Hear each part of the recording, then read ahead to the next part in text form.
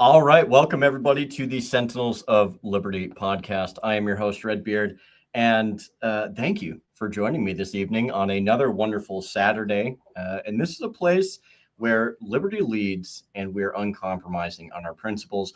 Back joining me tonight is Charles, otherwise known as Chuck and Money. Welcome back. And you know, I really wasn't sure how I was going to do this. And I was like, you know what? I think I know a guy that probably would really dig this conversation, especially on what you were just on. I think this will tie in really well. So if you want to really quickly give people a little bit about who you are, what you do, and yeah. Hey guys, hope you can hear me fine. I'm on my phone today. Hey, so I'm Charles, Chuck on Money on X and other places. Feel free to follow me. Do a little commentary, and lately I've been doing some debates, just kind of testing my ideas, seeing where I'm at, and really trying to work on more than just discussions and talking about things, but actually challenging my own thinking. And Yeah. that's kind of why I've been getting involved in debates. And the debate that I think he was alluding to was I just did one on Citizens United Mhm. and money in politics, which was quite interesting. And yeah, so Awesome, man. Well, yeah, I'm happy to have you back. Like I said, I think this one's going to be one that's going to be more up your alley, especially coming off fresh of that debate. I'm sure you're going to have a lot of really good points and a good perspective on this. Uh, so to kind of jump into this, I'm going to kind of give a little brief breakdown, and then I'll let Charles. I'll let you kind of put in some points or a response that you'd like, and then we'll kind of dive into the conversation tonight. As you can kind of see by the title, it's A Dangerous Alliance, the Corporate State War on Liberty. And there's a lot to talk about there. So essentially, well, let me premise I have notes. So if you see me looking over, that's why I've been trying to get a lot more into notes. So don't pay no mind to me. Essentially, what we're watching is the construction of an authoritarian system essentially without the old appearance of authoritarianism. Now, I think as we go on, you're going to start to get a basic idea of what I mean by that. But it does not need to necessarily abolish the Constitution in one dramatic act or one fell swoop. Um, However, it can hollow it out through things like contracts, like vendors, emergency powers, compliance departments, things like risk scores, censorship partnerships, financial blacklisting, and public-private enforcement systems. All I would say a good place to kind of reference some of that stuff is back in the Rona times around 2020. There's definitely a little bit of collusion that went on there. But essentially, the point that I'm trying to start with here is the state no longer has to actually do everything directly. It can outsource essentially that dirty work, and it can pressure the platform, contract the data company, can subsidize things like defense contractors, which we've been doing for a long time. This government's been doing for a long time. But it can also consult the asset manager, lean on the bank, and then essentially say, like, no, our hands are clean. It's we didn't do it.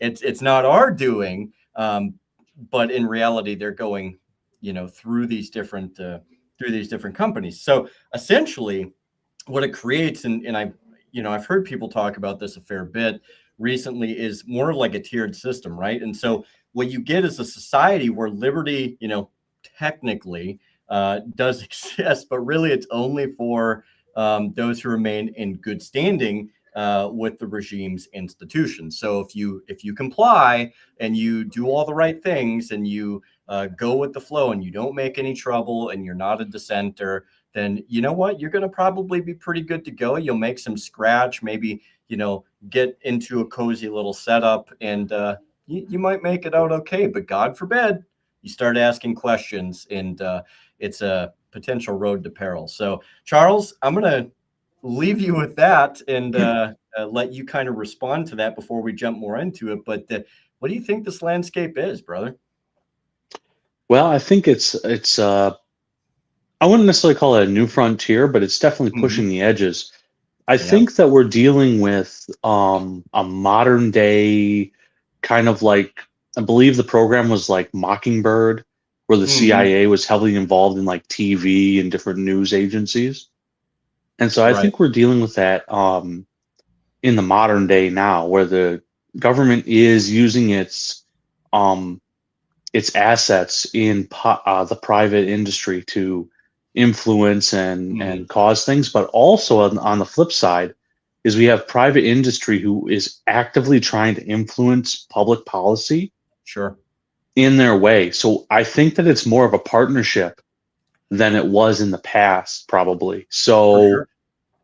for example, like I don't think that, for example, let's just use one example, CNN, and I know that's Hmm. more of a legacy thing and not an online thing, but Sure. CNN, I don't think needs to be told to give the war side, or even Fox News. I don't think either CNN or Fox News need to be told by the government to give the pro-war side Hmm. of the argument. There's so many Right. people Yeah. who have either worked in government or out of government that they're all involved both ways, and then it's in their interest. So CNN and Fox News sending correspondents into war zones. I believe that's how CNN actually got its start and really became popular. Is Hmm. was it the first war in Iraq, Desert Storm in '91? I Yeah, I believe believe you're correct. Yep. I was just born at that time, Right. but that was a big moneymaker for them. So, and it's not just money. There's a lot of people who believe in this stuff. And I think when we start talking about different groups that are more of the online or the AI stuff, for example, like Palantir, Yeah. I think we are talking about some true believers. They believe in this. Oh, for sure. Yeah. Hmm. Yeah. And it's interesting because and I know how some people might say, well, like how does that threaten our liberty? How does it threaten our rights? But the thing is like it does have a tendency to blur that realm of accountability, right? Because if something goes horribly wrong, the government can just go and say like, oh, well, that was a vendor, that was this company, that was this group of people or whatever, and the company can also come back and say like, well, we only followed what the government contract told us. So now you have this blame game essentially to where Hmm. I think, and I don't want to speak for you, but like I feel like we've seen this enough to where it's just like, oh, so you're going to have the government blaming the company's going to blame the government, and the realistic outcome is the fact that like really nothing's going to be done about it because it's going to go on for a couple days, maybe a couple weeks, and then everybody's going to forget about it. And so essentially the average person is kind of left facing a machine with there's no real constitutional pressure point because you're stuck in this situation to where it's like the government put out a contract, the company answered the contract request, and when something goes wrong, there's like maybe outside of like the terminating of a contract or the voiding of the contract, I mean that's pretty much it.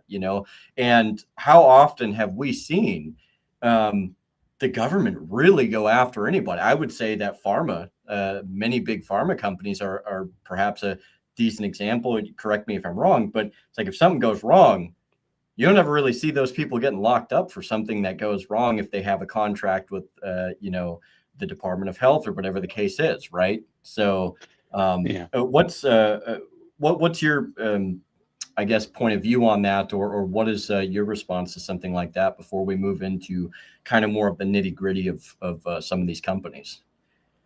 Yeah, so to kind of piggyback off the farmer issue, I think a Hmm. lot of it boils down to liability issues from Sure. the government. Hmm. And almost everybody who has a business, even if they're just an individual with their own small like consulting firm or your mom and pop shop or the Right. handyman down the street, almost all of them have different LLCs or different things. And these are all liability shields, which we Hmm. could argue the pluses and minuses of. But for example, with pharma, the vaccines and other drugs, Hmm. the FDA, and this also works for the EPA and like emissions with like smokestack emissions off of Right. like power plants or industrial buildings. A Hmm. lot of this stuff is a is the government granting a limited amount of violating other people's, you could say rights, but causing harm to others, and they're allowing it as a Mm-hmm. liability shield. So, for example, with vaccines, there's a liability shield. If the FDA says, yes, you have emergency approval or you're allowed to do it, and then a bunch of people die, Right. there are some things that the vaccine companies will have to do. They'll have to pay Mm-hmm. a certain amount of money. I don't know the specifics. But at the end of the day, the hardcore liability, unless the company was acting with malice, like was actively like, we're going to murder people, and that was Right. Right. provable, unless they're doing something like that, it's really hard to prove any liability. So Oh, for sure. Yep. the incentives that the government's pushing forward are incentivizing these companies to do things, and Right. that's a major problem. So it like vaccines are a big one that are like kind of Mm-hmm. obvious and in your face, but it Right. drops down to LLCs and even like emissions. So like I believe there's an example, I'd have to look at the specifics, but back in the day before the EPA was around, there were several instances where people would say, hey, I'm being harmed by emissions from a plant, like a factory, like coal burning or whatever it is. Right. And they would say, hey, I washed my laundry, I put it on the line, and it's gray when I come out, or I'm Right. Yep. coughing, or I feel sick. And so they were taking the companies to court and saying, listen, you need to either correct this or you need to, stop. Mm-hmm. And what happened is the EPA came out, and the next thing you know is that instead of them saying, oh no, we need to, kind of police this issue, the EPA said, no, we're going to allow you to emit X amount. And Right. then the Yep. people, all they could do was instead of going after the company for causing them harm, they could only petition their government for granting this, because the company was just like, hey, we didn't do it. Mm-hmm. The government told us we could. And then it becomes this fight with the government. And I've seen that in Michigan where there's a paper plant, I'm not sure who owns it, near what is it, Kalamazoo, Mm-hmm. and this paper plant wanted to expand. So they petitioned the government to expand. The government said, yes, you can expand. And along with expansion meant, increase emissions and different things of that nature. Next thing you know is that people in the neighborhood were complaining about feeling sick and other Sure. issues. And they couldn't do anything to the company because the company was following the rules. They're Mm-hmm. within their agreed upon numbers. And so the people of the town had to go to the government. Well, the problem is if they go at the government, like if the government says, okay, you need to shut the plant down, well, that's going to cause major problems with the factory, loss of, tax revenue. For sure. And it Yep. becomes this major problem that they don't really know how to handle. And a lot of people, unfortunately, get swept under the rug and Right. ignored. Yeah. Yeah. No, there's a lot of first, second, third order effects that come with it. And I think that's as much as I hate to say it, I think that's where that obscurity works for both parties in many ways. Because they know, like, oh, this is going to be an arduous thing. There's a lot of hoops to jump through, and it kind of goes back to that, like, well, the government says that, like, or the EPA says that, like, oh, we can allow this amount, which when you were talking about that, it was, I think it was working off of the exposure over time model for that particular example. So it's like the Mhm. the average person can take in, X amount. They do it a lot with like rate nuclear plant facilities. Is like you get Mhm. X amount of, and but it is an interesting dynamic, and it's one that I think doesn't get or doesn't necessarily receive as much attention. And I think the reason for that is because there's kind of a debate where it's just like, oh, well, it's not entirely the government's fault, as I kind of mentioned before, but at the same time, people are like, well, if we're a capitalist, or if we profess to be a capitalist country, companies have, the ability to go forth and take on contracts and do all these different things. So it's not an easy conversation to Mhm. have, and I think that's why um, so I think a lot of people have a hard time or don't really want to touch it because there's a lot of nuance there, right? Um, Yeah. you know, in looking at one of the hot button companies that seems to be in the mainstream, one of two. The first one is Palantir. The second one is BlackRock. We'll get to BlackRock a little bit later and discuss them a little bit. But Palantir has very much kind of been at the leading edge of a lot of different things, and they have a lot of government contracts, and they're tied to things like intelligence, defense, law enforcement, immigration, data integration. I do have some information here. I believe it's by Open Call News, and then there's a portion by Reuters that goes on to say that Palantir's own 2025 reporting showed major dependence on government work. So pretty much a huge portion of the government work was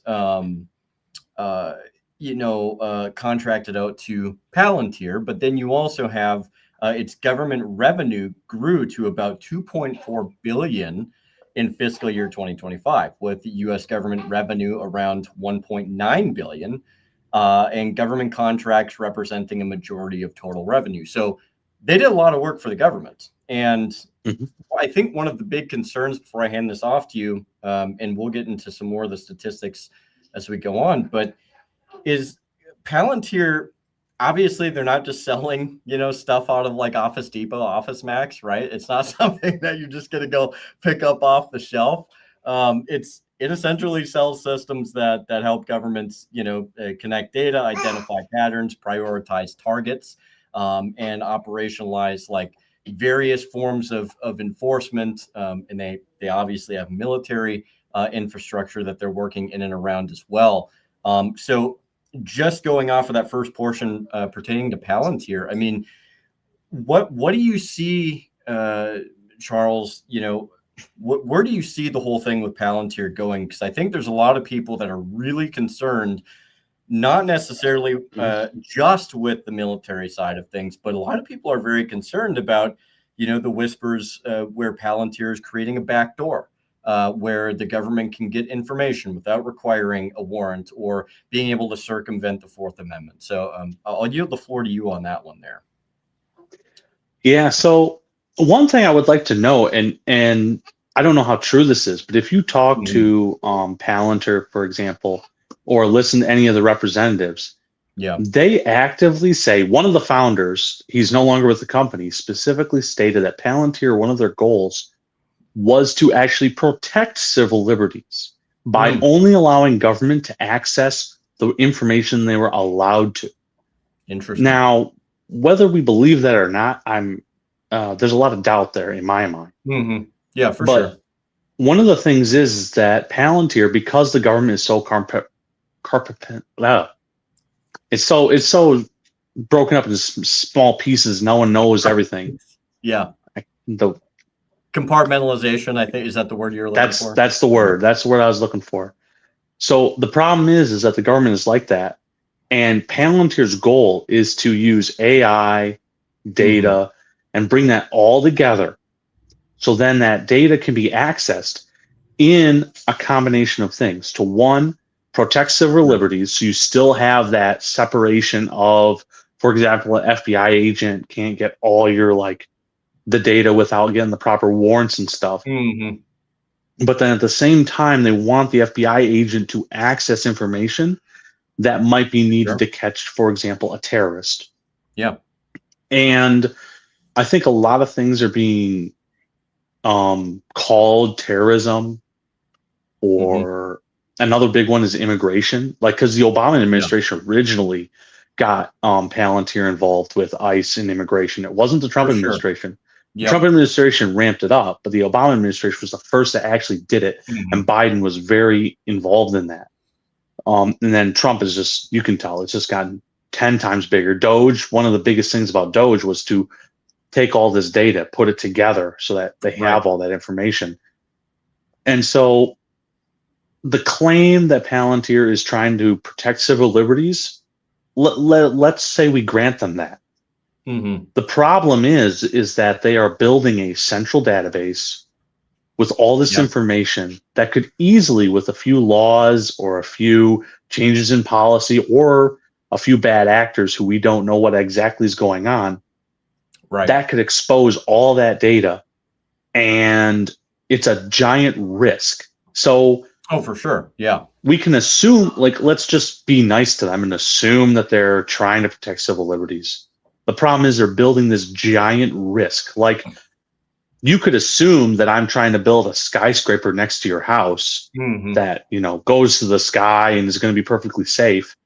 But if I'm building that on a rocky, or not rocky, a sandy foundation, to go back to kind of like a analogy, if I build this giant skyscraper next to your house and you're like, dude, that thing's going to collapse on me.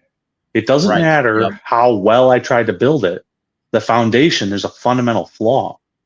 And so I think taking all this data, one, the government having all the data, and two, the government centralizing all this data so one company can access it all, I think that adds a major problem. And it doesn't matter how well intentioned they are, which I doubt that they're well intentioned, but it doesn't matter how well intentioned they are, it's going to cause major problems. For sure. And you hear a lot of people say, privatize this, privatize that, like privatize everything.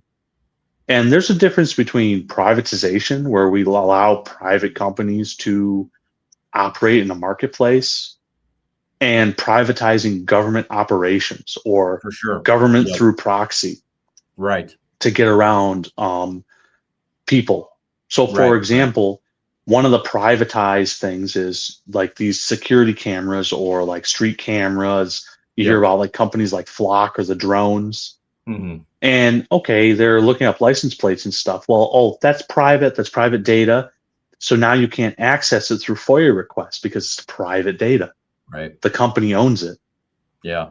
But and we'll that's actually just be getting into that too a little bit down the road. So I'm happy you actually brought that up. Yeah. Yeah. So it's the problem is that we're centralizing data, so it's a massive risk, and what will go wrong will go wrong. Of course. Yep. And then we're also working through proxy, and government is not supposed to work through proxy. For sure. And just so I do have a few more tidbits here. So there's something that I have from let's see. So there's an interesting point that I have. I believe it's from the American Immigration Council, and this is just some points that I did happen to find. But for example, pertaining to ICE, ICE essentially awarded Palantir roughly a $30 million immigration OS contract. Essentially, what this did, at least as far as what I've been able to find, is it was intended to help identify, or track, kind of like manage or add some like streamlining to the immigration cases, if you will, right? So the American Immigration Council, though, was like, hey, like this, this might cause some problems. It has a potential to actually bring in some serious questions here as it pertains to the flagging of individuals, enforcement, raising like civil liberty concerns. Oh, I think we just lost Charles there. Do I need to bring you back up here, Charles? There we go. Apologies. Yeah, no I worries. popped out for a second.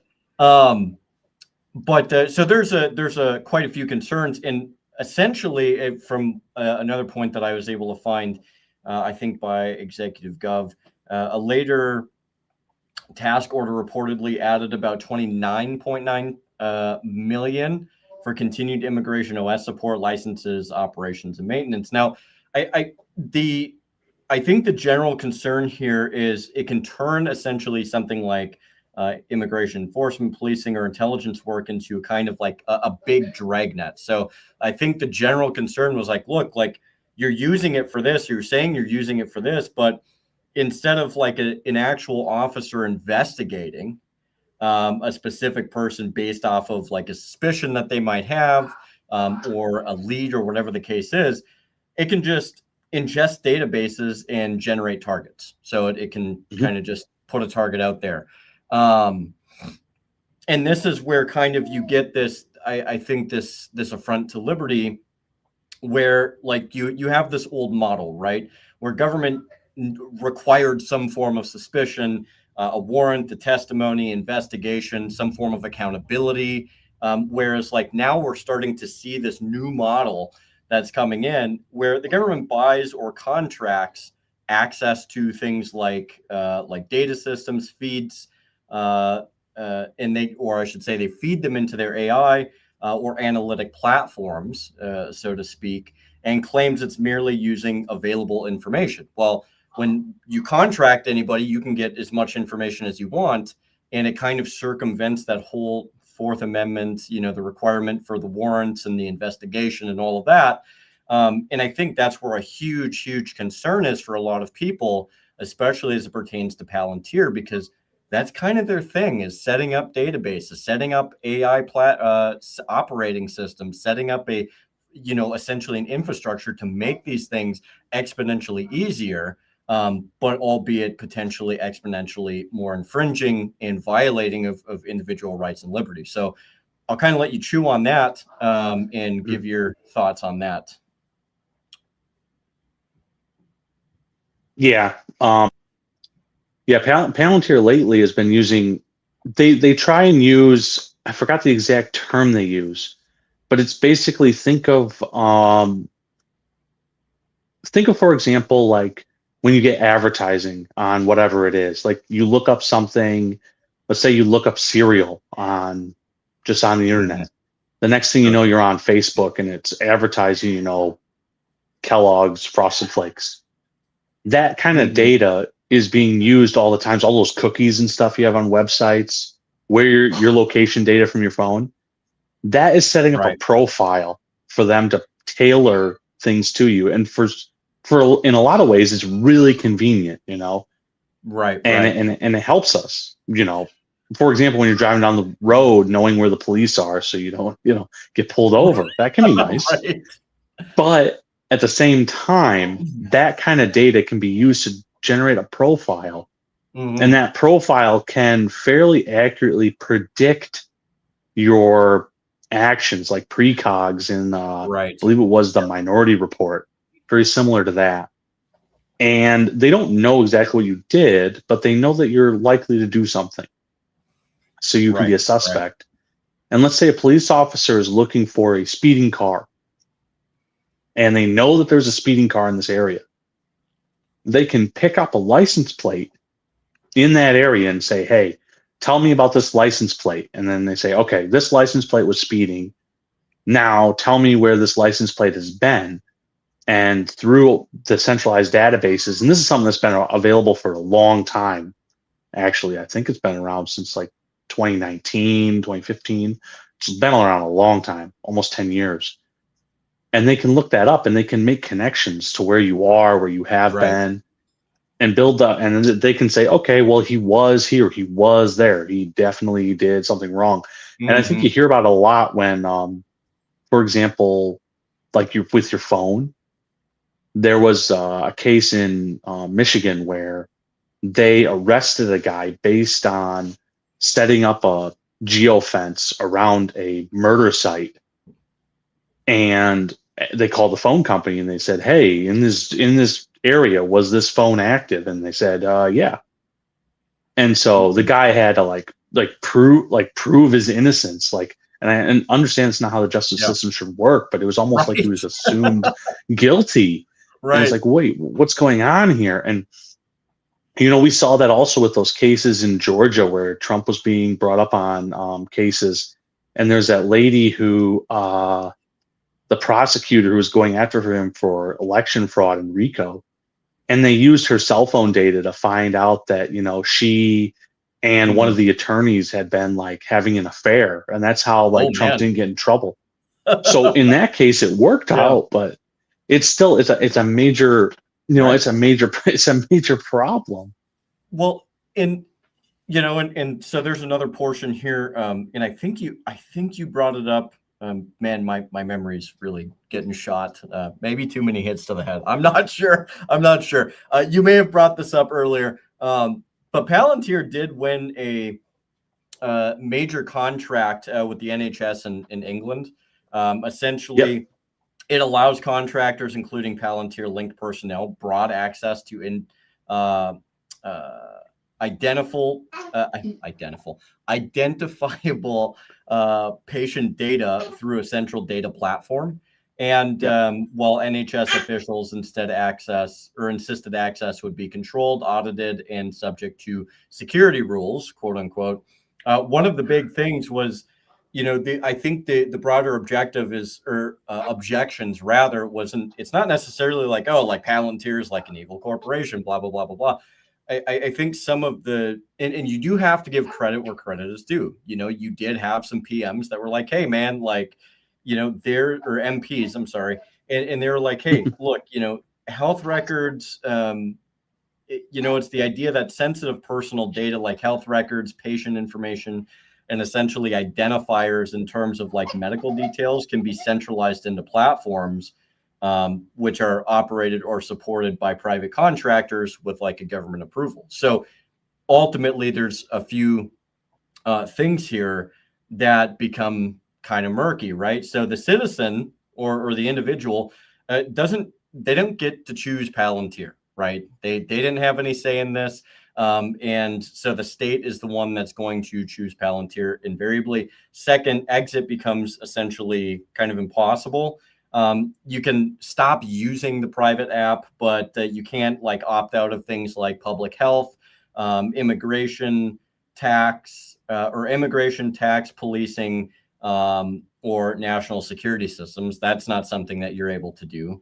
And then on top of that, there's the inevitable form of like mission creep that you're going to have with a system like this. It's going to continue to go more and more. You're going to see the justifications being like, well, like we have to start doing this because if we don't, then this is, there's potentially this situation that can arise, or this threat's going to exist, or, if we don't have control over this, then it could be out of control, God forbid. And so it's a system that's built for efficiency, quote unquote, but it's really a centralization of data, and it makes it much easier for, an interested party, and I'm not necessarily the government, but the government in this case, to be able to pull that data on anybody at any given time, at least over in England. And I think we'll see a lot more of that here eventually, to really see whatever they want about people. And that just feeds into the point that you were trying to make before, which is like, you could just be driving along to the store, going to get some Cheerios, and they're just like, oh, like we know what this person's pattern is all the time. We not only did we suspect it before, but now we can verify it because we know at this time, every Saturday, they go through this area. And they can start creating a pattern database on you, building a much better, more effective profile on each individual. And it's collected, so it's not like you're always going to have somebody that's sitting there that's like monitoring, like Charles. Like, it's not like you have one person just being like, oh, I'm got my coffee, got my sandwich, I'm kicking back in my observation desk, and this is what Charles is doing today, Yeah. And I laugh about it, but it is a thing. And eventually they'll collect enough data to where it's just like, hey, like we need to look into Charles, and they'll have everything at their fingertips, right? Yeah. And I think it's really easy to get yourself in a trap. For example, I believe it was General Mike Flynn, who he got in a trap where he accidentally lied to federal agents. That's what he actually got in trouble for. Yeah. And I forgot exactly the details, but he was asked a very specific question, and the way he answered it, he said he was lying. And I think it was immaterial to him being an agent or breaking laws. It was just that he didn't say the truth.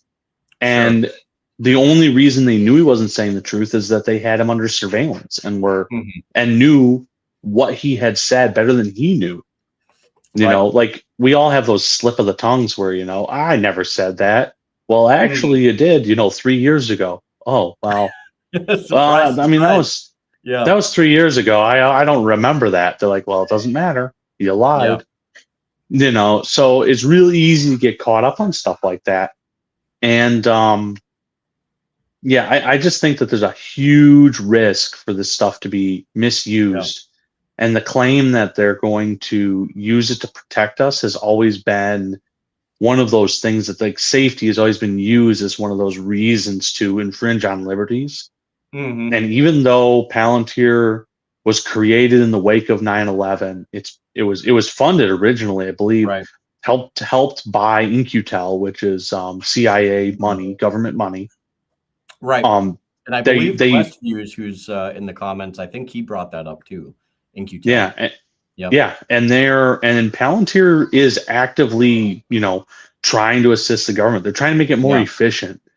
And I understand like a lot of people who they want an efficient government. But the problem is, what do we want government to be efficient at? Right. Yep.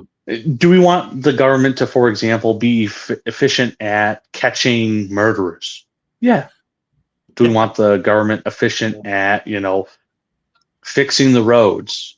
We can just, I don't think it's a purpose of government, but okay, let's say it is. Mm-hmm. Yeah, we want them to fix the roads in an effective, cheap manner. Sure.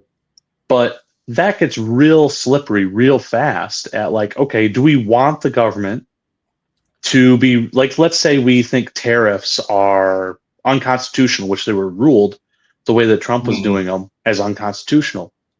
Do we want the government, if they do something that was, for example, those tariffs that are unconstitutional, and let's say you avoid them? Sure. Do we want the government to be efficient at going after you for something you think is already unconstitutional? I don't know about that. Right. So there's a big trade-off. So, and I think a lot of this is the building of a system that will eventually get rid of liberties. And I don't think centralizing power will grant you any more liberties. What it does is it grants whoever gets control of that power the ability to enact what they want. Right. And I think in my mind, a lot of Republicans have fallen into that kind of thing with Trump should come in and Trump should take power and he should, get rid of immigrants. And we can agree or disagree on the specifics of these like positions, but it's the power aspect. Let's grant them more and more power. Okay. Let's agree that illegal immigrants should be out of the country. Well, we're empowering this police force, ICE, to an extent that I haven't personally seen empowered in my lifetime. How is that going to be used by the next administration to go after another group? I've seen, for example, militia groups that I wouldn't consider them domestic terrorists put on watch lists by the FBI. Is ICE all of a sudden going to be going after people like that? What are we going to see? So it's real easy if you build the structure and centralize the power, if someone else gets in control of it, to misuse.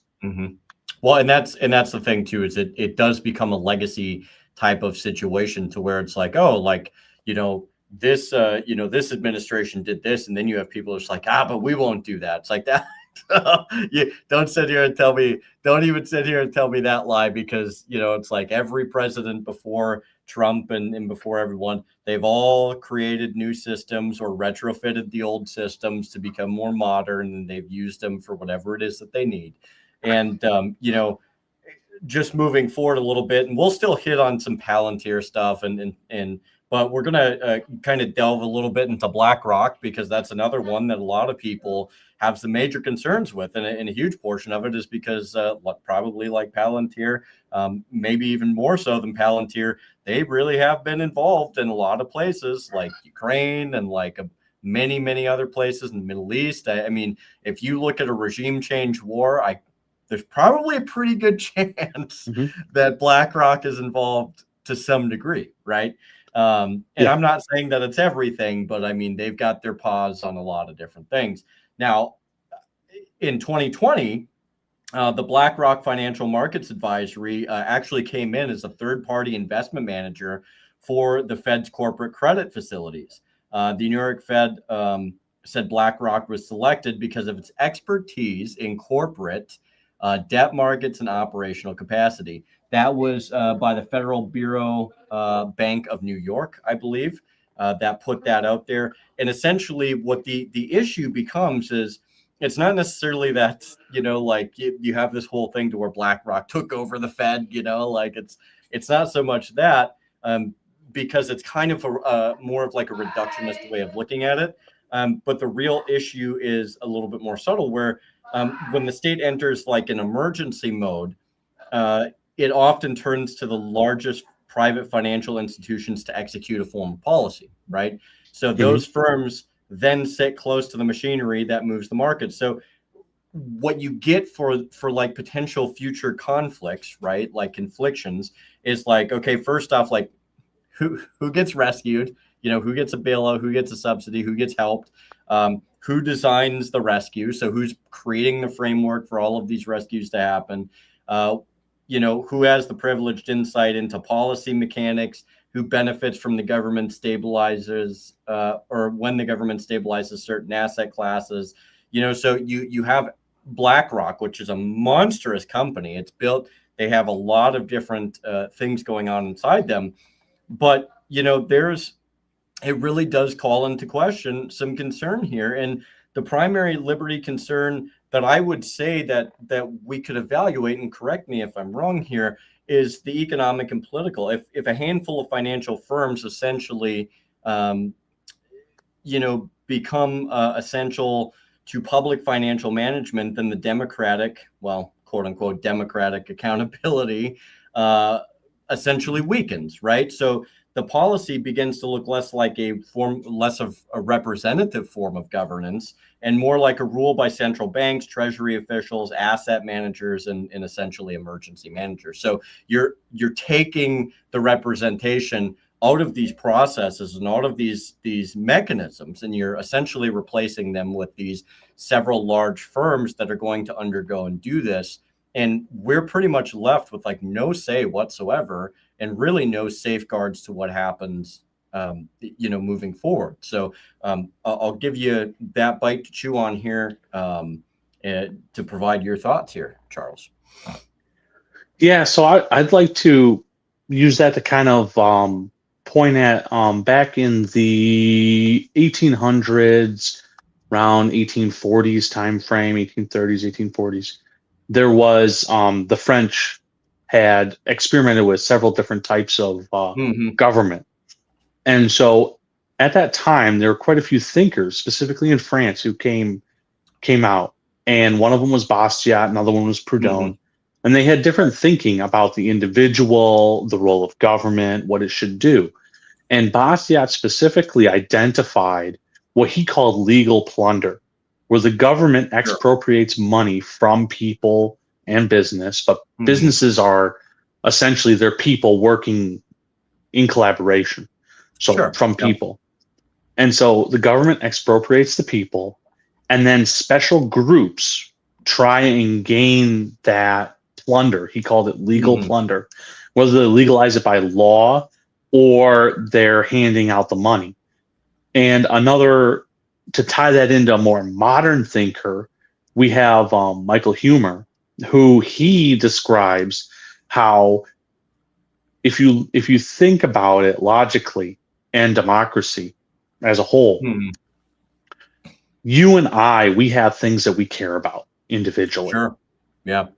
Companies will have things that they care about. Now, there's a lot of things we don't care about. For example, I might not care. I'm not a farmer, so I don't really care about farming stuff. Sure. But I care a whole lot about, I have kids, so I care a lot about school, for example. Oh, for sure. Yeah. So what'll happen is that when it comes to voting in a democratic system, and some people call this like the squeaky wheel gets the grease effect, a small group will get what they want. So I don't really care about farming, and I'm not voting on farming specifically. Right. But a vocal activist minority of farmers work together to get special privileges from the government. And they're able to pull the government to give them their legal plunder. Right. And the same thing is for the financial system, and probably even worse, because the financial system is tied in so tightly with the central government, the central bank, and monetary policy. And then when you layer, and then the financial system also has an additional problem of what's called the Cantillon effect, where those who get first access to new money benefit the most. Right. Meaning, if I'm the first person with $1, I can go buy my Coke for $1. Actually, I think they're about Sure. $1.50 now, but I can go buy my Coke.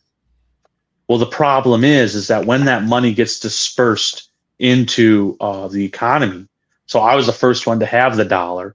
The next person, let's say, gets a hold of the dollar. Now, if they want to buy a Coke, it's going to cost them $1.25 because we're talking time. They got a hold of it at a later date, and then prices went up. So I got to get my Coke for $1. They had to pay $1.25, so on and so forth. And so as new money is introduced in the market, it really has a massive effect to companies that are not connected with the government or not banking or finance. So BlackRock, they benefit from, one, being a large company that can get low interest rates, but they also benefit from being the first people to touch the money, because the government can't hand out $1 billion.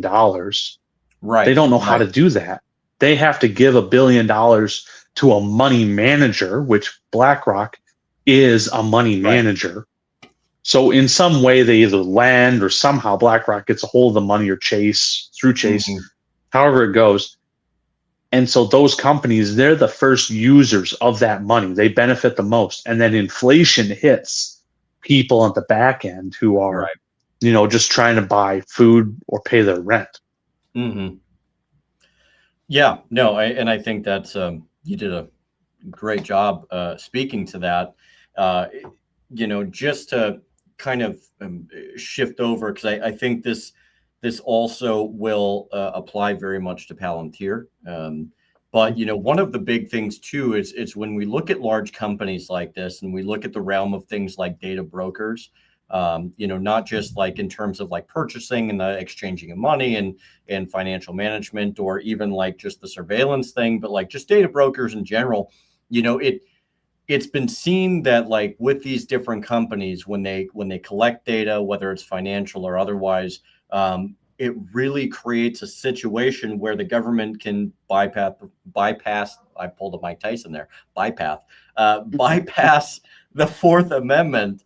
Some people might be like, well, what are you talking about? I'm sure a lot of the people who come and watch what we're doing will have a good idea, but essentially they don't need to create like a full surveillance apparatus anymore, right? You have these companies that take on these different contracts. They set up these systems, these operation systems, these apparatuses, and private companies already collect, location data, browsing data, app data, license plate data, as you had pointed out before, consumer profiles, financial behavior, social media information, device identifiers, et cetera, et cetera. They have a ton of stuff like that. Do I need to pop in a new one? All right. Let's see. There we go. Sorry about that. No, it's all good, man. But I think there's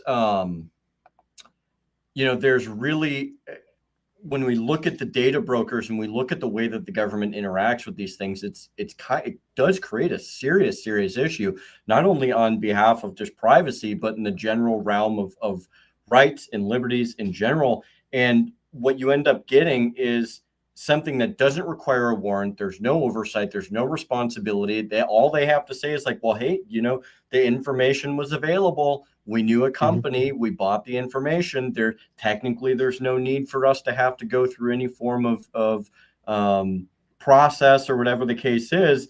And they can avoid these constitutional protections by purchasing that data.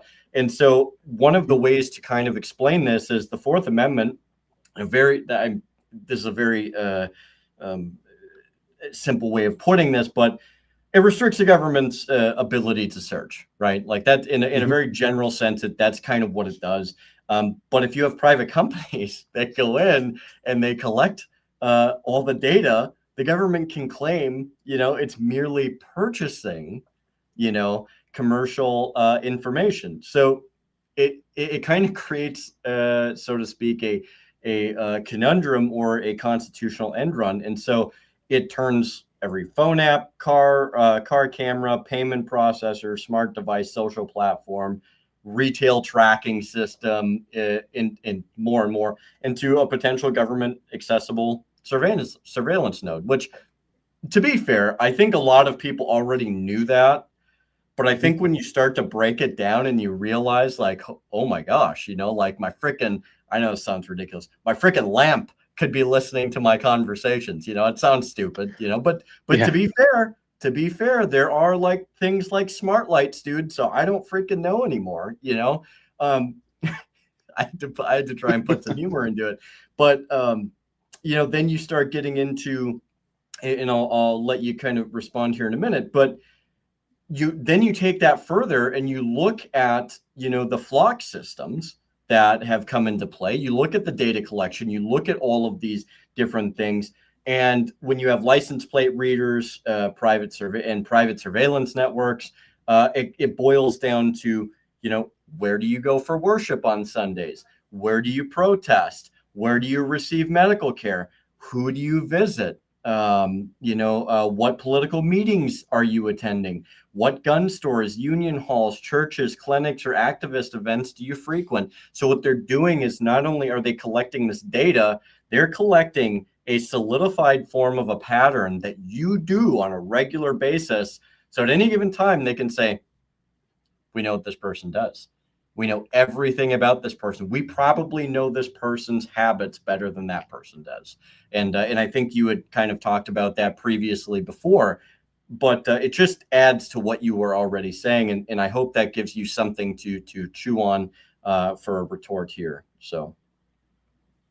Yeah. So I'll use locally in my county where I'm at right now. I'm in Oakland County in Michigan. Mm-hmm. And we have been having issues with flock ourselves. Now, we already have cameras that read license plates and stuff for speeding and things of that nature. But the sheriff's department wants to have flock drones, which they claim the cameras are turned off until they hit the location they're supposed to be filming, that the police department doesn't have any of this information, that they're not supposed to get, so on and so forth. Now, the issue is that in the contract, it says that the data is owned by Flock. The data is not owned by the county. So if the data is owned by Flock, it's really hard to access, especially with like FOIA requests. And FOIA requests are already really difficult because the county, there's a published list of expenses. So say I wanted to get this document, like let's say the county said that they caught my license plate going through a intersection. Right. If I say, okay, I want to see that FOIA request on all license plates read off that camera that day, for example, it should be public knowledge. Yeah. I had to pay by the hour to have someone pull that data. They're not cooperative. Typically, it'll take 2 or 3 tries. It's very expensive. And sometimes you got to go into litigation to get it. Right. And with the contract specifically saying that the data is Flock, they're able to hide behind being a private company, and that's not actually government data.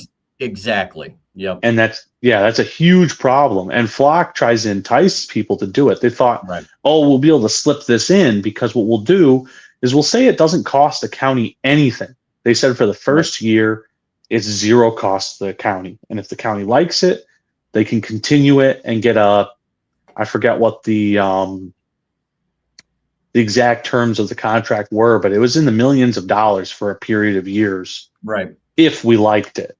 And the claim was it was only going to be for search and rescue. And I don't know how many people go missing in my county. Yeah. I don't think it's that many that requires that.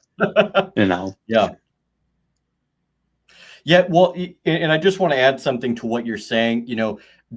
It really, you look at systems like this, they do really become a workaround. Where you would have more of a direct state expansion, so that more of that visible consolidation of power, where it would be controversial, they have the ability to where, you have a company that's like, oh, we're merely providing a service. And then you have the government that's like, oh, well, we just happen to be using lawful vendors, quote unquote, lawful vendors.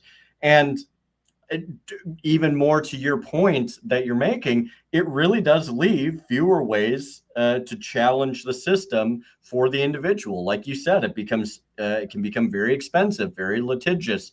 It can become time consuming. I mean, and people think I might be stretching the truth here, but some people, you look at just how the court system is today. People have to take days of work off just to do stuff. So not only are you losing money through litigation or having to pay for court fees or whatever the case is, you're actually potentially losing money because you're not at work. And so it's like the structure of punishment.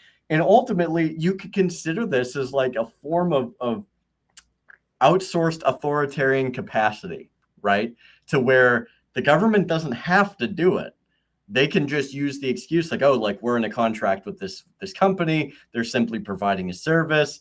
And then you have, this company that provides all this data, all this information, and it's all one big cycle of it's not our fault. We didn't do it. We're not wrong here. All while they can run around, things like the Fourth Amendment, not requiring a warrant, and then making it virtually impossible for you, not completely, but somewhat impossible for the average person to be able to come out against this, to say, hey, like, I want to challenge this. I want to challenge what it is that you say. And I hate to say it, when you couple that with things like AI, Charles, they could make something up. They could take something that they saw you at a stoplight, and all they have to say is like, make this car like go, make it to where it didn't stop or whatever the case is. And yeah, you can still see like stupid watermarks and stuff. I mean, we're not quite there yet, but we're pretty freaking close. No?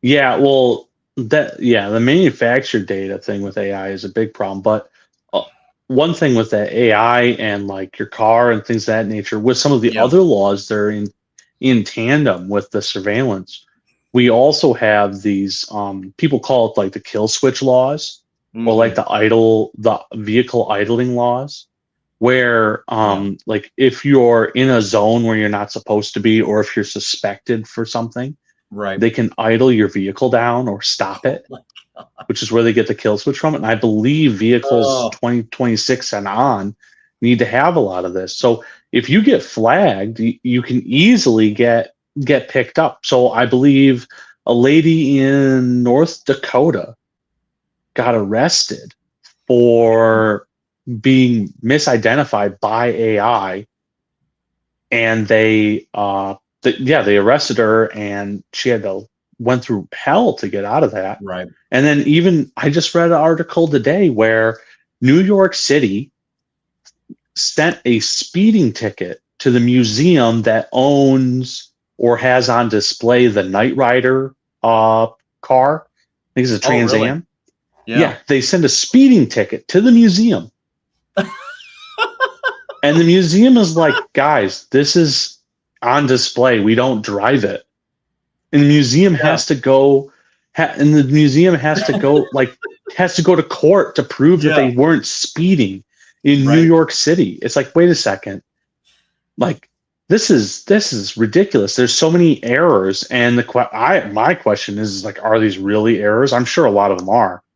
But I mean, if this is how we're going to handle errors, where the museum can't simply say, guys,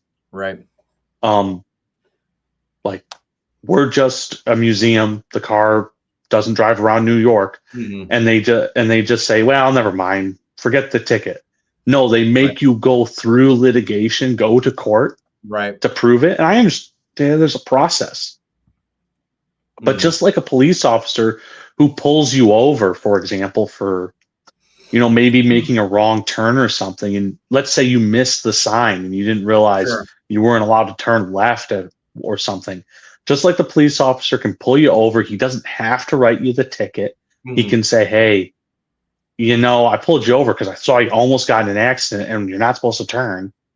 And you go, I didn't realize it, officer. I'm not from here, whatever. Just like that, there can be a little bit of discretion.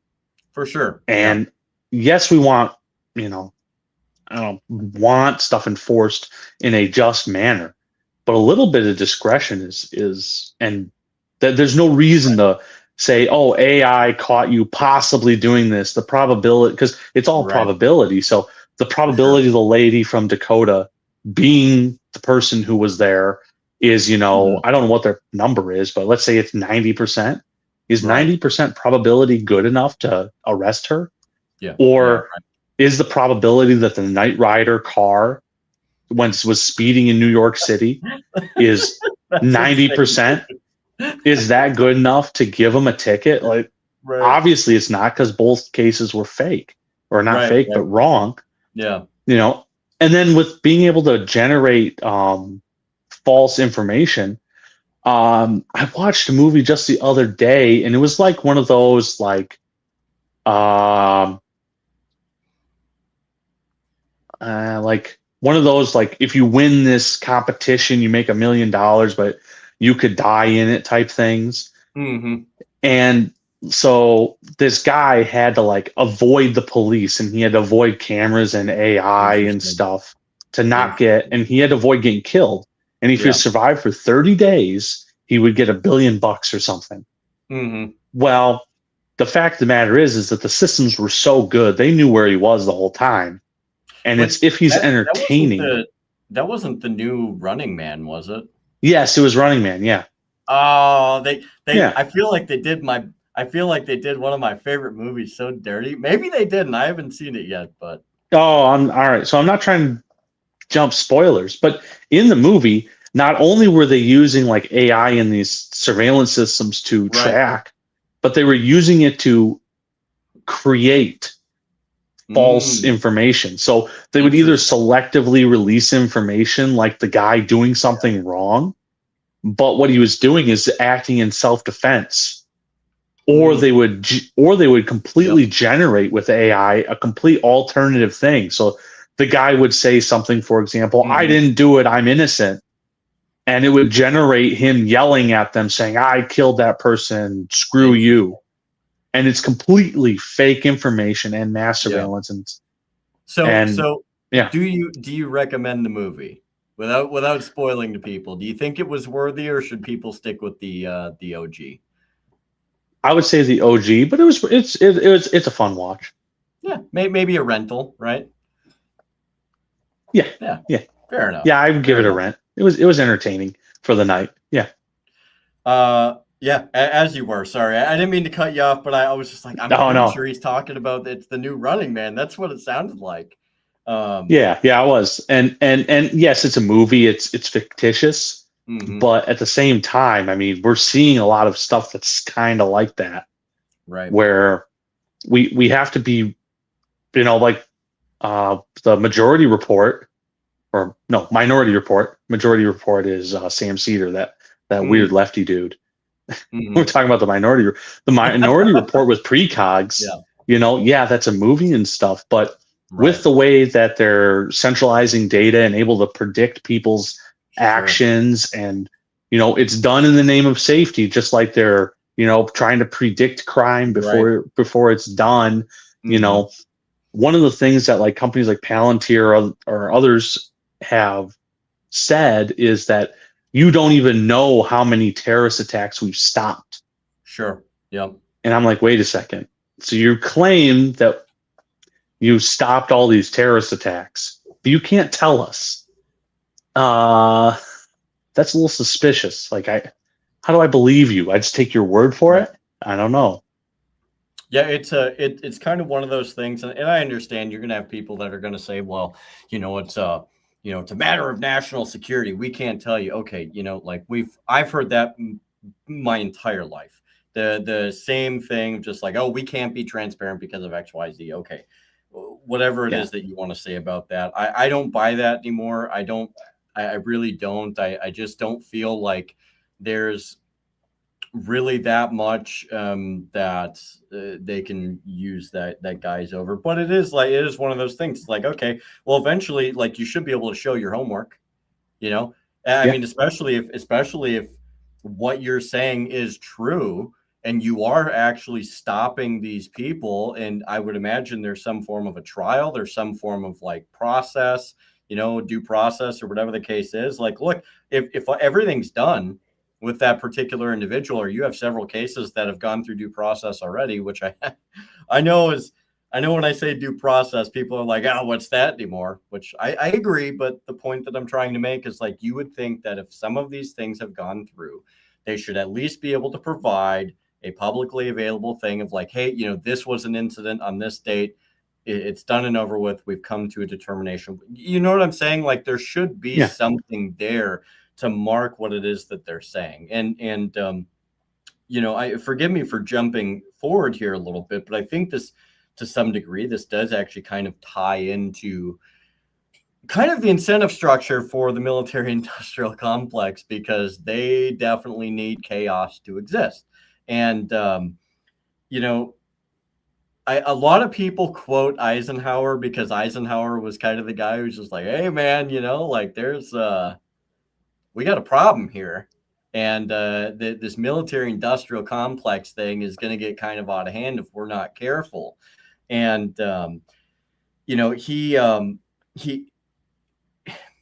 there was an essential warning that the combination of a permanent arms industry and a massive military establishment could gain like a unwarranted influence. So like it would just have an immense amount of sway over policy, over the way that we conduct our business. Obviously, we see that today.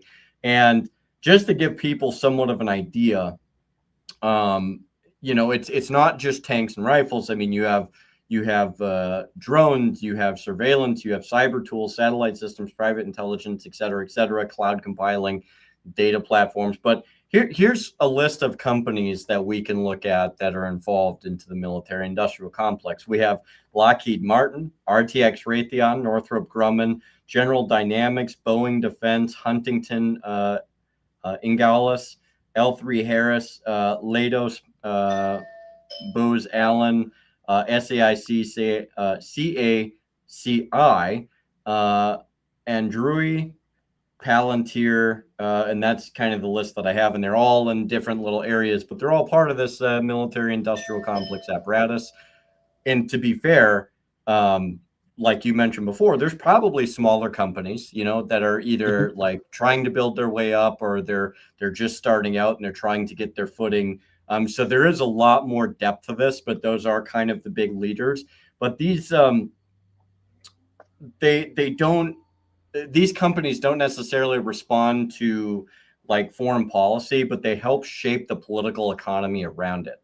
So they are very much intertwined in like, hey, like, wait, we're not responding to this, but like it'd be really advantageous, if somehow, like this war in Iran thing kind of happened. And then it's just like, I guarantee you, if you go and you look at who's making a freaking killing right now, notwithstanding Ukraine and many, many other places, I mean, my goodness, they're probably making money hand over fist.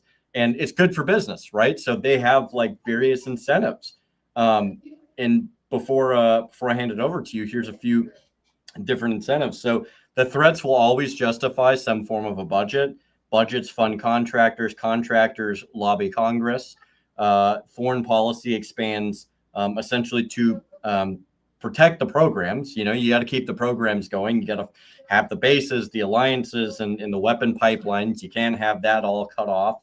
You're going to have a situation where they like to jog out this line where they tell the public, like, well, it's all for national security. It's all to make you safer. It's all to make you feel better in your day-to-day life, when in reality, as many of the founders, especially the anti-federalists, had warned, they're like, hey, man, you don't have to take it from us, but all the stuff is going to come back home. And before long, you're going to be the enemy, and they're going to track everything that you do. So you see this carryover from the military industrial complex and the incentive structure, not just to keep perpetual wars going or to be constantly in some form of a war, but also it helps feed the apparatus here at home to help control this whole situation. And that's where you really get that Palantir. You get more of that BlackRock investment there, and then you also have the different, police, police departments, the FBI, the ATF, all of these different, tendrils of the DHS, if you will, and they're all intertwined, so this is one big conglomeration of the government being able to say, like, hey, we're not doing anything wrong, we just contracted these people out here to do stuff, and the fact that they're fulfilling the contract is not our problem, but it is really just it's a freaking monstrosity, isn't it? Yeah, it's a monstrosity, but it's much more insidious than you think. And Yeah. I think I was on a previous episode where I said that I really think the reason things are happening right now, we didn't go to war in Iran because of, Israel. We didn't go into war in Iran because, this guy or that guy. We went to a war in Iran because incentives aligned. And so you had financial incentives, weapons incentives, energy incentives, Israeli incentives to point at the evangelicals. Sure. You have all these incentives that are aligning, and they all came together, and that's what allowed it to occur. And the same thing with the MIC. Yeah, we have a couple big names, but what a lot of people don't realize is if you drive through any town pretty much in the Midwest, at least, and even outside of the Midwest, but I know the Midwest is where I'm from. If you drive through the Midwest, there's almost guaranteed to be a little shop that does some sort of a thing. And a lot of times it's, like a little military widget. They're making a screw, or they're, they're making, shoes or belts or, little brackets or something. There's always like a little company that's doing that. And there's so many of those like small companies that is like their bread and butter. It's what keeps them alive. I know a company that they make like these little louvers for tanks for the engines. Sure. Yep. And they've been making the same little louver for 30 years. And yeah, they do other work, but the thing that like keeps, make sure they don't go out of business when the economy goes bad is making these little tank louvers. Yeah, of course. Yeah. And so the problem is that as much as we like to, say, oh, we're controlled by this, there might be, we don't have control over our government. The problem is many more of our neighbors really are in support of what's occurring, unfortunately. Yep. And a lot of them don't even understand it. They don't even know it. The guy, he's a little less upset about the war in Iran because he's like, I got to focus on my life and the things that affect me. But unbeknownst to him, what's paying his bills is making this little tank louver. Well, we're not using tanks in Iran. Little airplane louver, and that perpetuates throughout the whole of society. It's all over the place. For sure. Well, and to that point too, I like how you kind of came away a little bit from the tanks because, when you look at the old military industrial complex, I mean, it was about the gigantic aircraft carriers, the bombers, the rifles, tanks, missiles. I mean, in some way, it still is very much about missiles because everybody likes a good missile, right? But the newer one, I think that we're starting to see, and and it's not to say all of these things will have staying power. I mean, I think time is usually a pretty good determining factor as to whether some of these systems stay around. But a lot of it's being really gathered around things like AI targeting, predictive policing, border surveillance, autonomous drones is a big one. So kind of going back to things like the flock systems here domestically also. But you also have satellite analytics, things like cyber operations, which are becoming more and more prolific and prevalent. One thing that we're starting to see being rolled out, not just in the United States, but across the world, are things like biometric databases, cloud infrastructure, data fusion platforms, and decision advantage software, which from what I can gather, that type of thing is like it's helping decide, perhaps like various targets or various mission sets or whatever the case is. I don't know a whole lot about it, so I'm taking my guess, but that's kind of what I would guess it's based around. But I mean, there's a lot of things that you're starting to see that's becoming more and more computerized. and it's becoming more focal, I think, actually around like surveillance operations than anything else, collecting data, because data and surveillance is, I think, starting to take more of a lead than necessarily always the kinetic type things. And so this in and of itself, because it's moving from more of a, and it's not saying that they're scrapping weapons production per se, Oh yeah. but it is moving away from a larger scheme of weapons production into a more of a governance or control infrastructure, right? To where it's Mhm. less necessarily about creating the bombers and it's more about creating a control mechanism. What are your thoughts on that? Yeah, I agree that it's shifting focus away from those Mhm. more legacy systems. A lot of those legacy systems also required people, and Oh, for sure. Yeah. the U.S. military has, since the 2000s, has had issues with recruitment. Lately, there's been a difference. I believe when Hegseth and Trump came in, it changed shortly. I don't Mhm. know if it currently is still doing well relatively. But recruitment had been down. People were getting, Sure. sick of it. And one of the things that makes people want to like actually end wars and stuff is actually seeing, bodies coming home. That's really Mhm. hard. But if you Right. don't know anybody who's actually died, you're less likely to be worried about it. And also, if it's just hardware, if it's just money, oh, a bomb Mhm. blew up. Okay. Oh, a plane got or a drone got smashed. Whatever. Mhm. It's not that really that big of a deal. It doesn't impact you. It doesn't impact, you Right. know, human life. So it's not as big of a tragedy. Uh, so I think a lot of these systems are trying to make them so they're not as reliant on the human element.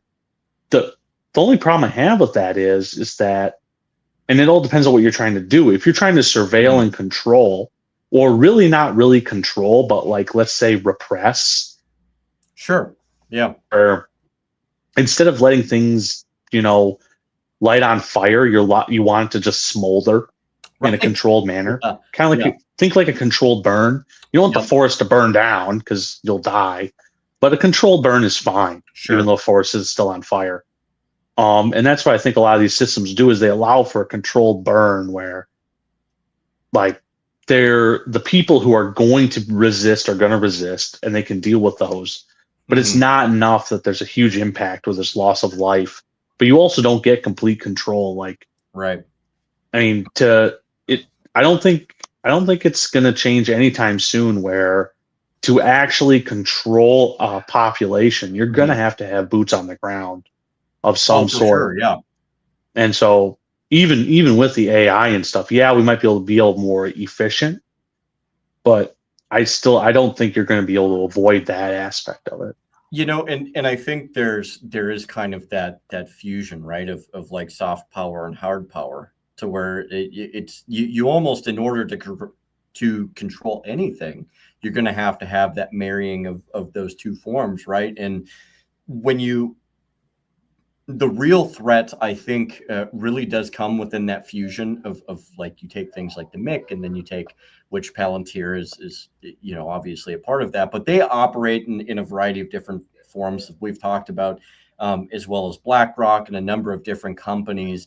You know, you have the contractors that invariably end up building the weapons. You have data companies that build the target sets and surveillance systems, cloud companies that they host the infrastructure. You have the asset managers finance and own pieces of the economy, and then ultimately what you get is a government that supplies contracts, right? Like, they put out the contracts, Mhm. they provide legal authority, they can offer enough secrecy, but then they take the taxpayer money to do all these different things. So the fusion really is, I think, kind of the big threat here, is when you have all of these systems that come together and they all marinate into one whole thing. It really does obscure and obfuscate those different lines, to where it's like, okay, so where does the restraint go? Well, in the end of the day, I hate to say it, but they can avoid it. They can just walk right Mhm. around it, because they can do it all while saying, like, well, we put the contract out there. and they answered the call. And so we're not technically doing anything wrong because we bought this or we engaged in this type of negotiation, whatever the case is. I'm not saying that's right. I'm just making the case like this is what I think we are starting to see a lot more of. And I think this is what it's going to become more in the future. And I'll be honest, I kind of hate it. I kind of hate the fact that like it really does take away a lot of the foundation of control that we're supposed to have. And it kind of leaves us kind of shaking our heads, like what do we what do we do next? And you see this come in, it creates, I think, forms of compliance systems. And you see that authoritarianism, essentially, it no longer has to arrive as like an open dictatorship, right? It's not, you're not going to have the generalissimo that's going to ride in on like a nice car. It can essentially present itself as managed legality. They can use the auspice of legality, and they can essentially say like, well, we're not censoring you. The platform enforced its policy. We didn't blacklist you. The bank made a risk decision. We didn't punish dissent. Your employer chose to act. We did not violate the Constitution. A private contractor processed the data. We did not criminalize opposition. We identified, domestic threats. So they can use all of these little workarounds that really becomes a very dangerous thing. So I'll let you kind of bite into that and provide a response to that, because I think there's a lot there, but it doesn't feel good. Like, but we have to talk about this stuff, right? Yeah, it definitely doesn't feel good. And I'll add another word in there, is imminent. Yes, please do. Another word, imminent. That so along with the other things you're talking about, we see language being manipulated, and it's always been manipulated. But the term imminent is being so heavily misused, especially right now. I mean, that's what's being used to justify, the war in Iran. Yeah. Is that we were under imminent attack. It's like, right. So where's the proof? Where's the evidence that we were under imminent attack? And it's like, well, it's how I felt. I felt like it. It's like, sure. I don't think that's how that works. I don't think that, claiming you felt like you're under imminent attack is a valid excuse. But for some reason, it's right now it's being allowed to fly. I mean, we just had a vote this last week where the Congress didn't, again, decided to delegate its constitutional authority to the president, which is unconstitutional. Yeah. And I don't understand. Yeah. Complete abdication. And I don't even know how you address that, because, like, for example, with the tariffs, where Trump was, taking congressional power, which the Supreme Court didn't rule on that aspect of it. They just said he broke the law.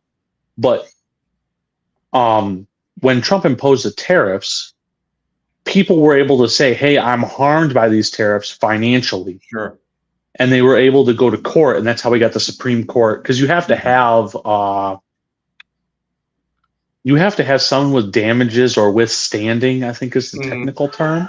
Sure. Which is why, like, for example, when the U.S. government like blows up a boat of people in by Venezuela, they don't want survivors, because if no one's alive, they all had cocaine. Don't you realize that? That can't be proven one way or the other if you blow it all up. But if somebody survives and they come to the United States, they can go to court and say, hey, I was fishing, and you can't prove I had cocaine. That was wrong. You can't do that.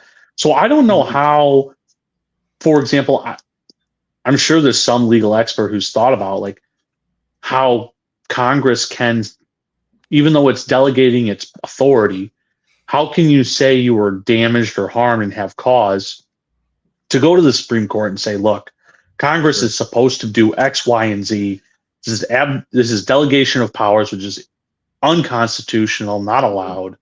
The president needs to stop, and Congress needs to act. And I don't know how you even get to that point. So I mean, maybe it takes an American citizen getting harmed in the action. I Right, have no right. idea how that works. Well, But and the only thing I would say about that is, I hate to say it, but being an American just, I don't want people to take this wrong. Okay. So I want to preface that there was a time when being an American, used to afford us a little something. We used to Mhm. get some type of a buffer. In the last 10 years, I actually I would say farther than that, extending all the way back to the Obama era, being an American ended affording you a whole lot of anything because we were drone bombing American citizens in the Middle East. And I understand that people are going to say, like, oh, well, like they shouldn't have been over there, blah, blah, blah. It's like, yeah, but this is still an American. If we're going to look at people as being an Americans, then we should be afforded due process. And many people have argued the point that due process should still be, per U.S. law, due process should be afforded to even the people on the boats, right? So when you look Mhm. at the U.S. Coast Guard, they even came out and said during those interdictions, they're like, hey, man, like, we actually stop these people, we arrest them, we bring them to trial, and and meanwhile you have the U.S. Navy just blowing people out of the water. But I wanted to just kind of point that out, like, there may have been a time to where, like, I think that maybe a case could have been made to where, like, maybe it would take a U.S. Or an American to be hurt or unfortunately killed. But I just don't think they care anymore. Like, I don't even think that factors into it. And, you know, it kind of leads me into a next point, and I really would love to get your opinion on this, but it kind of comes into that point to where I think, like, you're seeing, um, there's going to be a mode of compliance, right? I think we're moving towards an apparatus that's complete that's setting up this compliance system to where you're looking at the future danger is it's not like a social credit score per se, but it's going to be a system to where um, it, it's going to kind of move in that realm to where it can create a second class citizen. So you might have things that would be evaluated in the level of banking risk profiles, employment background checks, platform reputation scores, right? So what is your reputation like? Travel watch list flags. I mean, some of this we already have. AI generated threat assessments. We just covered that. Payment Mhm. processor restrictions. We already have things like that. You're looking at insurance access, firearm purchase scrutiny, which we already have a ton of that, political donation tracking, medical or behavioral compliance metrics, and extremism databases. We already have these things, but I think that they're going to explode over due time. And if your behavior does not fit into any of those agreeable areas within those metrics, I think you're really going to see their ability to cut you out of society, create in you a second class citizen, so to speak. And here's the thing, this is where I think it gets very trepidatious. They're also the people that set the standards. So you may have passed those standards today, Charles, Mhm. but tomorrow's a new day. And if they move that metric or they want to change that needle or they want to alter the way that those things are processed, you may fall into the second class citizen category tomorrow. And you'll have no say about it because all of this stuff is being compiled. The government is going to say, well, we're using open data that we bought or that we had contract through these companies to provide. And so it's not us that's collecting this data. It's not us making these determinations, so to speak. But this is what we're given, and so this is the standard that we're setting. And and it's so essentially the fallout of this is your account gets closed, your posting is being throttled, which we've seen a lot of, especially around the Rona time. Payment processor drops you, so you no longer have that ability. Your employer becomes pressured, so now they have to drop you because they're getting pressured by somebody or the government. You're seeing things like a firearm purchase becomes delayed because, something just popped up in the background that may or may not be true. The bank will flag you. Your travel is scrutinized. if you have an organization, you could be an extremist because you don't hold the popular consensus according to them. Your name could be in a risk database, and dissent essentially could mark you as a security concern. So say you go to an event or whatever the case is, who's to say at some point that event doesn't have a database with your name on it? And so all the money you just spent going to that event, you're now barred from because you're a problematic citizen, so to speak. That, it overwhelmingly, this type of structure is it turns a free person into a managed subject. And that, I think, is one of the biggest fears that a lot of people have, Charles. And I think that's kind of the crux of this conversation tonight, which is it's an unholy marriage, man. It really is. It's definitely an unholy marriage, and there's no way to escape. There's no way to. I guess one thing that I would think of as an American, okay, let's kind of like think of like what do we think of Americans? Like America, for a lot of people, when their relatives came to the United States, it was a fresh start. It was a new beginning. And that's one thing in the United States that always has seemed possible, is that there was always this ability to recreate yourself or start over.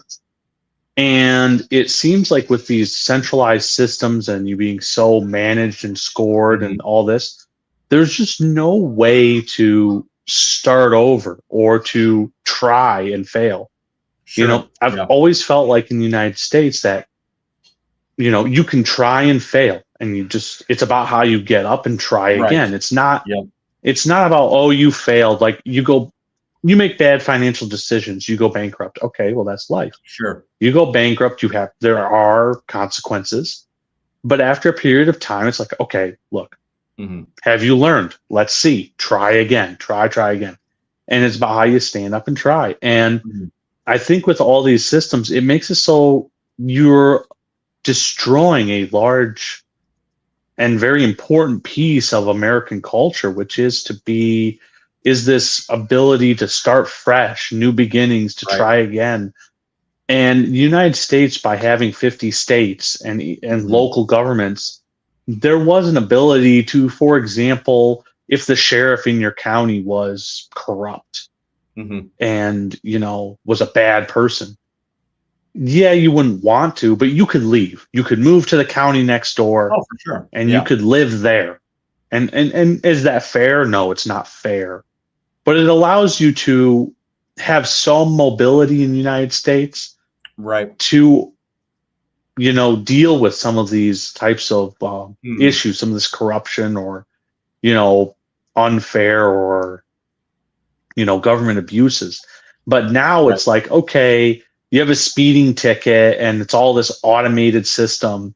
If you move, like, let's say you claim I didn't speed. It's just the police officer just keeps pulling me over because he's a meanie. I'm making this up. And okay, so if you're in that county, you have a warrant for too many speeding tickets. Well, you just avoid going in that county. Well, what happens when we have all these systems tied together and the county calls the county over and says, hey, man, like sheriff of, the county next door, will you cooperate? And when you pull this guy over, pick him up.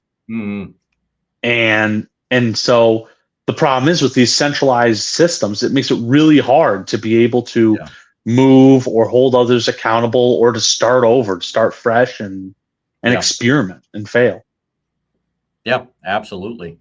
So we're kind of getting to the end of kind of the conversation. I mean, like I told you before, like I have so many notes, but I mean, it would literally devolve into probably hours upon hours for a podcast. And you have a family, and I have other responsibilities too. So I don't want to monopolize your time too much.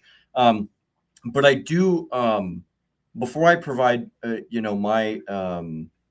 my last monologue, so to speak, I want to give you an opportunity to really either you can take that time to either summarize your thoughts on the whole matter, or to provide more of a perspective or whatever, however you want to use the last opportunity to kind of address people and give your concerns, your opinions. So the floor is yours, brother.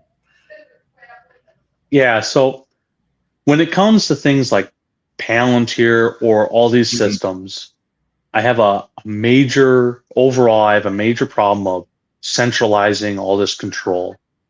I Sure. think that in the United States in general, we have lost track of why decentralized systems are good and why you need to have a little bit of competition out there. And that if you make something, even if you make it intending for good, for example, people at Palantir, they claim it's to protect America or to protect civil, like they specifically discuss it being about protecting civil liberties because it will not allow an FBI agent to infringe on your rights because that's the policy. The problem is if you build these tools or these systems and you centralize them, if the wrong people get in control, that's a major concern. Yep. We had concerns when Snowden came out and Snowden said, look at all the data they're collecting. They claim they're not using it. They're just collecting it. Right. Well, now we know that they're using it. And that was very predictable. WikiLeaks showed the data being used inappropriately. We've seen where these AI systems make mistakes. Like, I'm pretty sure they attribute the bombing of that school in Iran where the kids got killed as a target, like a bad data set, bad targeting, from data, and so mistakes can be made, and the consequences are catastrophic. Yeah, for the same thing could be said for random people that get picked up being misidentified as criminals that didn't do anything wrong. And I think that there's this obsession with safety or rule of law where we forget, and I forget which founder said it, but I think he said it's, or it might be, was it Blackstone's thing where he said it's better that 100 men or 15 men guilty men go free than one innocent man, be locked up. And the problem is that we have so many unjust laws. Oh, for sure. And we've deviated from the Constitution so much. Yes. That if now we try and enforce these unjust laws, instead of correcting the unjust laws and saying, hey, this is unjust, we're going to correct it and only enforce the just ones, what we're going to do is we're just going to make everyone criminals. And at any time, that can be weaponized by politicians to, at any time you talk up against the government, they can just say, oh, you've broken a law, and we can say it's unjust or whatever, but it doesn't matter. You broke it, you're picked up. And you have to rely upon things like jury nullification. And we've already seen where judges won't allow that in the courtroom. They won't allow you to plead to your Second Amendment rights. They won't let you. They won't let you. They won't let you make a constitutional argument when you're arrested for something you didn't even break the law doing. Well, you broke the law, but not broke the law. The law is unjust.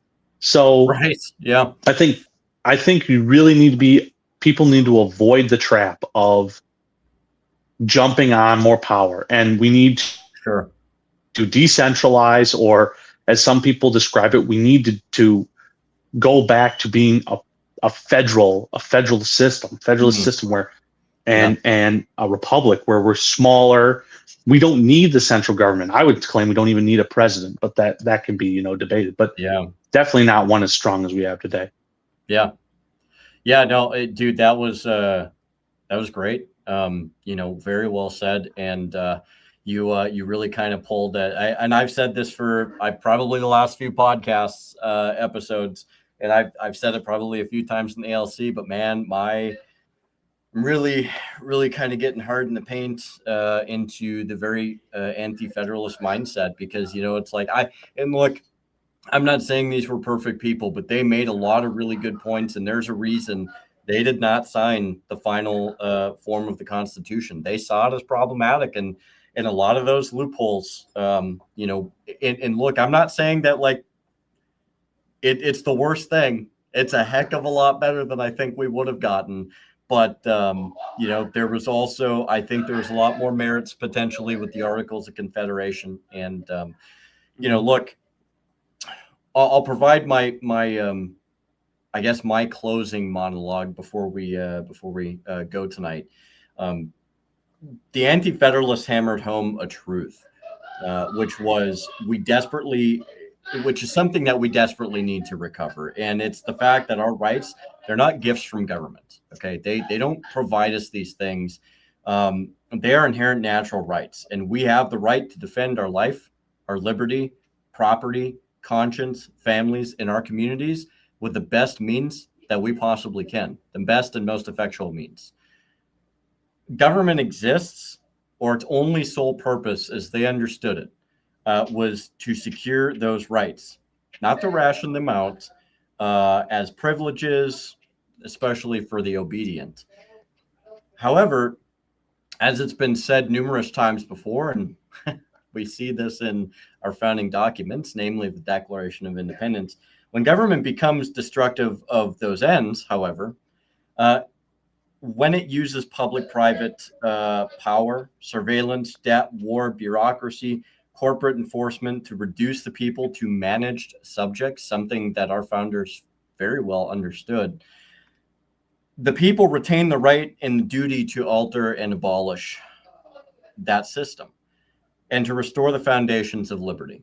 This is something they understood. It's something that they went through. They went through hell and back. They gave up their lives, and many founders gave up their own lives, their fortunes, their homes, in some cases their families. The persecution by the British was immense. So they understood this, and they understood the patterns that come with this. And to follow in those same footsteps, to have the ability to alter or abolish that system that destroys the very sacred foundation that we have, and to restore the foundation of liberty that doesn't make us criminals. Matter of fact, it's quite the opposite. It doesn't even make us traitors. That does not make us un-American. Quite frankly, that is the American doctrine, if we're being completely honest. It is a foundational part of who we are. The un-American position is to say that the citizens must quietly submit while their natural rights are converted into permissions.